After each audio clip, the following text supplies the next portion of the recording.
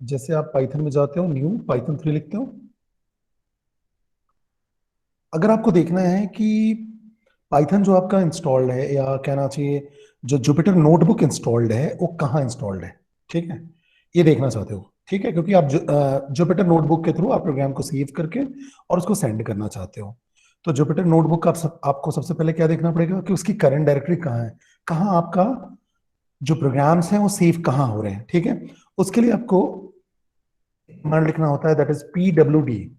अगर PWD की बात करें तो PWD का मतलब होता है प्रिंट वर्किंग डायरेक्टरी, ठीक है। PWD का मतलब क्या हुआ, प्रिंट वर्किंग डायरेक्टरी। उसके बाद अगर आप सिर्फ एंटर करते हो या प्रोग्राम को रन करते हो, तो आप देखो जो आपकी करंट डायरेक्टरी है वो आपकी आ गई C:users home, ठीक है। तो अगर आप देखोगे तो मेरे कंप्यूटर में C, फिर उसके बाद आप अगर देखो तो क्या आया हुआ है यहाँ पास, यूजर्स देन होम। तो सी में यूजर्स में हम चलते हैं, यूजर्स में अगर हम होम में जाएं तो यहाँ आपके प्रोग्राम सेव होंगे जो भी आप क्या कहते हैं जुपिटर नोटबुक पे प्रोग्राम बना रहे हो। तो ये तो तरीका है आपको कि जब भी आप क्या करना चाहते हो, करंट वर्किंग डायरेक्टरी आप देखना चाहते हो जुपिटर का, तो आप ऐसे देख सकते हो प्रिंट वर्किंग डायरेक्टरी से। दूसरा तरीका है ओएस मॉड्यूल को आप क्या करो, इंपोर्ट करो, ठीक है। ओएस मॉड्यूल को इंपोर्ट करने के बाद आप करंट पाथ देखो कि करंट पाथ क्या है। अब आपने बोला ओएस डॉट गेट और आपने बोला CWD, ठीक है, और इसको आप प्रिंट करा लो, प्रिंट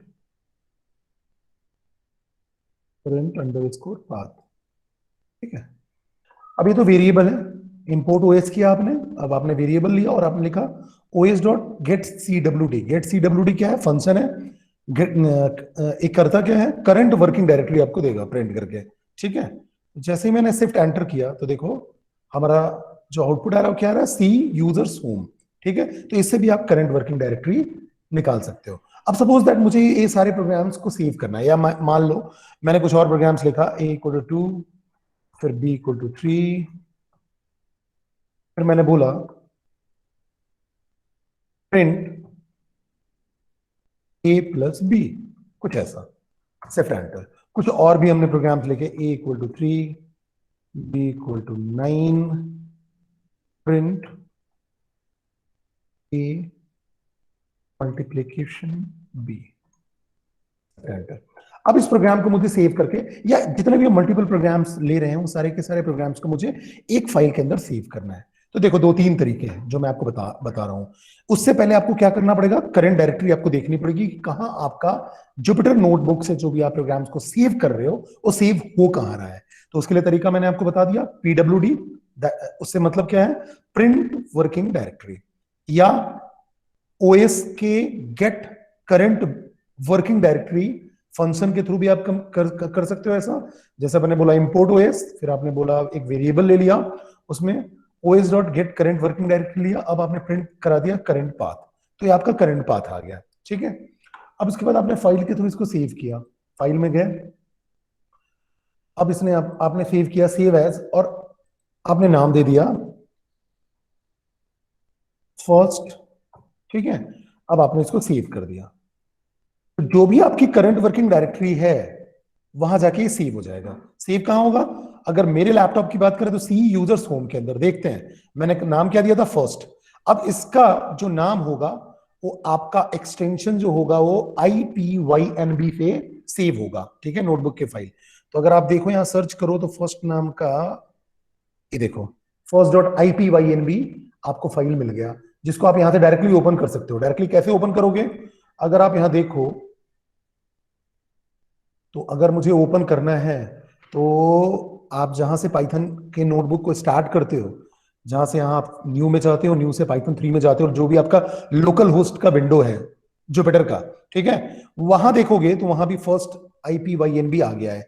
जैसे मैंने इसको क्लोज कर दिया, अब मैं यहां देखो ये first.IPYNB आ गया, इसको मैं क्लिक कर दूं तो देखो यही पूरे के पूरे प्रोग्राम दिखने लगेंगे। दूसरा तरीका है, अगर आप इसको चाहते हो, फाइल में गए, सेव एज, ठीक है, ये सेव एज से तो आप जो सेव करोगे वो IPYNB एक्सटेंशन के साथ आपका सेव हो जाएगा करंट वर्किंग डायरेक्टरी में। दूसरा हमारे पास ये भी तरीका है, डाउनलोड एज। ठीक है, अब डाउनलोड एज में जाओ, इसमें देखो HTML में आप सेव कर सकते हो, ठीक है। उसके बाद डॉट पाई में भी यहां से आप डायरेक्ट सेव कर सकते हो, डॉट पाई वर्जन भी आप भेज सकते हो, ठीक है, पाइथन का जो बाय डिफॉल्ट एक्सटेंशन है। अगर मैंने HTML में सेव किया बेटा, तो HTML में सेव करता हूं, देखो ये HTML फाइल आ गई। इस फाइल को भी आप सेंड कर सकते हो पूरे प्रोग्राम के साथ। अब जितने भी प्रोग्राम्स लिखते जाओगे, जितने भी मल्टीपल प्रोग्राम्स, और जब आपने सेव किया तो पूरा का पूरा जो सेशन होगा वो पूरी प्रोग्रामिंग इसमें आ जाएगी। देखो मैंने ये HTML फाइल ओपन की तो ऐसा दिख रहा है, इसको भी आप डायरेक्टली सेंड कर सकते हो, ठीक है। तो अभी आपको पता चल गया कि अगर मुझे करंट वर्किंग डायरेक्टरी में काम करना है, जुपिटर के नोटबुक में काम करना है, कैसे प्रोग्राम्स को हम सेव कर सकते हैं, कैसे मल्टीपल प्रोग्राम्स को हम एक ही फाइल में सेव करके और भेज सकते हैं।